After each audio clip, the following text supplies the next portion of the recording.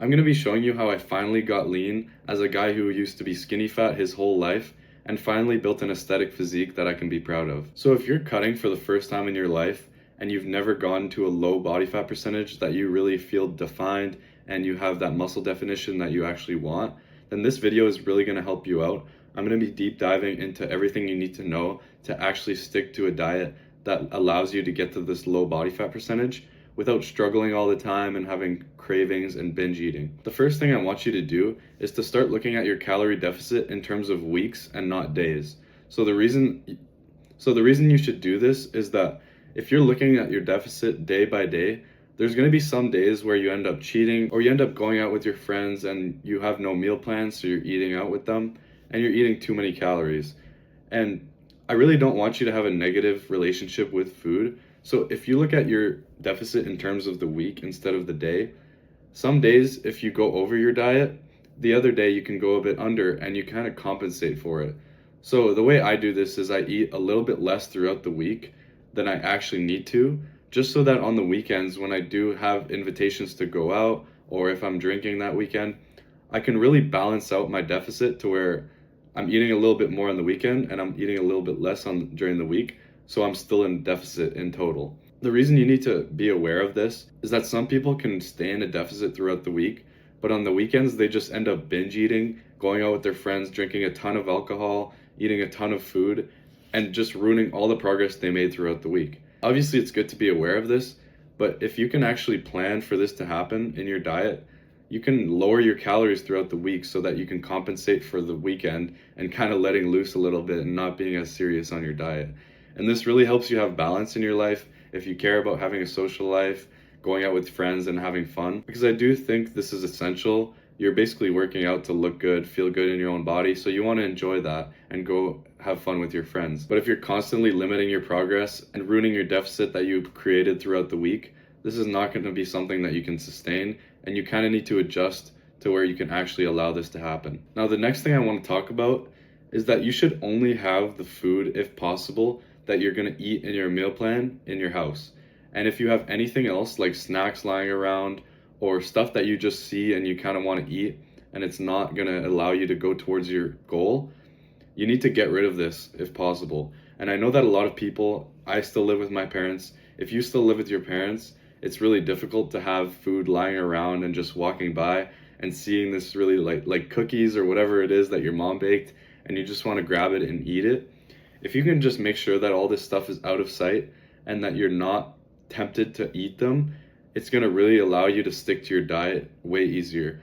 Like, I could be sticking to my diet for a week straight and then there's cookies that go on the counter and all of a sudden I'm eating way too much calories because I just see all these cookies out. I fall for the craving temptation, right? What I would recommend for someone who's still living with their family and they don't eat as healthy as you do, you basically need to make sure or ask them to put it away and hide it from you and just make sure that you don't see it, because if you don't see it, you're not going to think about it and you're not going to be tempted. And obviously, if you've been trying this for a long time, it might be time to just move out and get a new environment completely so that you're not in this negative energy to where you're always failing your diets because there's stuff around that's bad temptations. And by the way, guys, if you need help cutting, I made you guys a free cutting nutrition guide. It's the first link in the description and it's really going to go over your macros, how to pick foods that you can actually stick to every day, your satiety and making sure you feel full throughout the day. And it's really going to make sure you stay in a deficit long term in a sustainable way so you can stay lean long term. Now, the next thing in terms of cutting that you really need to know is you need to make your meals as easy to prep as possible. So this is why it's super important to have a diet that consists of foods that are really easy to make. For example, I stick to ground beef over things like steak because I really think ground beef is way easier to cook in bulk. And these are the little adjustments that you need to make in your diet to make it really easy to stick to. So for example, I used to eat chicken breast and sweet potatoes in my meal prep, and I would try to cook it on Sundays. And the reason this didn't work out is not because it was bad food to put in my diet. It's really healthy. But the problem was I absolutely dreaded cooking this stuff. Cutting and peeling the potatoes, baking them, same thing with the chicken, cutting up the chicken into smaller pieces, seasoning them. All this process was really putting a lot of resistance into my diet, and it made a process that's already difficult. Cutting is not an easy thing. It made it even more difficult. And if you're making things that are already difficult more difficult, Do you think you're really going to stick to it? I don't think so. So, again, just simplify your meals. Make sure everything is super easy to prepare so that you're not dreading doing it every week. And try to cook everything in bulk so that you don't have to plan every day to cook and make your meals. Now, this next point kind of ties in with your environment, but you should really try to limit your time around friends that are influencing you to eat unhealthy food or go out and drink a bunch of alcohol. And I really struggle with this still because you obviously want to have a balance between your personal life and your social life and your goals, but you've probably heard the saying that you're the average of the 5 people you spend the most time with. And if all your friends are just not making good choices in their diet and they're always going into a surplus, they're on a path to not being able to achieve their goals if their goal is to stay in shape. And if that's your goal, you kind of need to be able to distance yourself when you can. If you notice yourself going out too often and making too many bad decisions, you really need to limit your time around them. And I know it sucks, but you need to sacrifice for your goals, or else your goal becomes the sacrifice. And I know I say that a lot, but it's really true because sometimes I had to distance myself from doing things I actually wanted to do that were fun just to be able to achieve my goals. And once you get your goal, you can obviously tone it back a little bit. But if this is your first time and you're really trying to achieve something, these things are really going to hold you back. And I see people that have goals in life, and because they're around people that don't line up with that goal, it really limits their progress and they never end up getting to where they want to be. Now, the next aspect that really finally let me be lean was finally implementing cardio into my routine. And the way I did this was a really slow, gradual increase. So I started with 5 minutes of cardio. And the reason I started so low was because I absolutely despised cardio when I first started. I was only a lifter. I would never touch the treadmills. And when I finally tried to implement it because I wasn't getting the results I wanted, it made my diet so much easier because in my opinion, I look at it now as an easier way to create a deficit than lowering my food.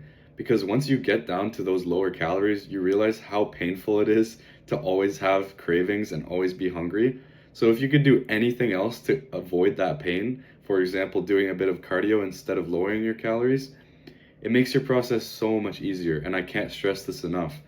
If you just start small, 5 minutes a day or 5 minutes every workout after you work out, it's really going to build that habit and your body ends up adapting to the point where it's so much easier. So after you're doing 5 minutes and it feels easy, you can up it by a couple minutes or you can just up it 5 minutes every time. And now I'm at the point where I can do 20 minutes a day without it even being an issue. Like I just get through those 20 minutes and it doesn't feel difficult at all. And there's actually calculators online that help you determine, according to your body weight, how many calories you burn on the treadmill. So you can actually find out exactly how much this is helping your deficit per day. So for example, when I do 20 minutes of incline walking on the treadmill, I'm basically burning 200 extra calories in that day that I wouldn't have burned if I didn't do it. So that's 200 calories that now I can eat the same thing and be 200 calories more in a deficit, or it allows me to eat 200 calories more to feel a bit more full and be able to sustain my diet more. This is how powerful cardio can be in the long run. It just makes the process so much easier and it's super underrated. Now, if you really want to get lean, there's something that you need to do to your mindset to make sure you actually stick to this long term. You have to realize that this process takes a lot of time and you have to be patient. And the problem is, when you're cutting for the first time and you're not seeing the results as quick as you want, people are impatient nowadays and you kind of start to freak out and you want to start changing things. And this is what I used to do. If I would start cutting and in a couple days, if my body weight wouldn't go down, I would start lowering my calories like crazy or start increasing a bunch of cardio, basically just taking extreme measures because I started freaking out that I wasn't making progress. If you play this for the long game and you play it really slow, you take your time and you're patient with it, it's not a matter of if, it's a matter of when. And if you just stick to the process, you're going to end up achieving your goal. But you got to realize that it's not going to happen as fast as you want, especially the first time if you're making a few mistakes. So I would recommend only change things in your diet or your routine after 2 weeks or more of plateauing, because this allows you to really think about what you're doing and to see how your body is actually reacting to what you're doing right now. But if you just look at it every single day or every couple days and you notice your body weight hasn't changed, if you start going to change everything in your diet, you're going to end up crash dieting or just doing way too much cardio and fucking with your hormones, whatever it might be. Just be patient with it. Don't start changing everything. Just stick to the process, trust the process, and you're going to get to where you want to be. Now, the last thing I want to talk about is really important because a lot of people are really hard on themselves, including myself. And whenever I used to cheat on my diet, I would really get down on myself. I would have negative thoughts. I would lose my motivation because I wasn't as disciplined, and I felt like I was really being a failure in my cut. And you got to realize that if you cheat 1 or 2 times in your diet, it doesn't make that big of a difference in the long scheme. And again, you need to have the mindset that you're in this for the long run and you're actually going to make this sustainable. Because there's no point of getting lean if it's just something that happens for a couple days and then you rebound back to the higher body fat. Whenever you cheat on your diet, you got to reflect on it, realize what actually triggered that cheat, and you got to minimize your exposure to that trigger. So let's say you watched like a food commercial and it really made you hungry and you wanted to eat it, and it was your favorite restaurant. So you just go on that website and you order it. If this is one of your triggers, then you need to avoid at all costs seeing these commercials or going on social media and seeing all this advertising for that food.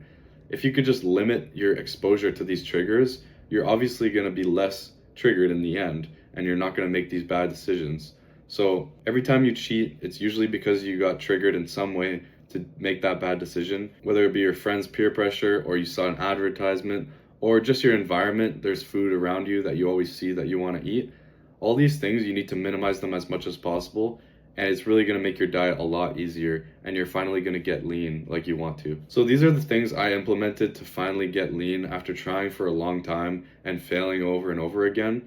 I really was skinny fat. I got really fat at one point, and when I cut for the first time, I realized how many things I was doing wrong. And when I started changing these things and implementing the things I just explained, I was really able to make it an easier process and actually stay lean long term. So I hope this video helps you guys out.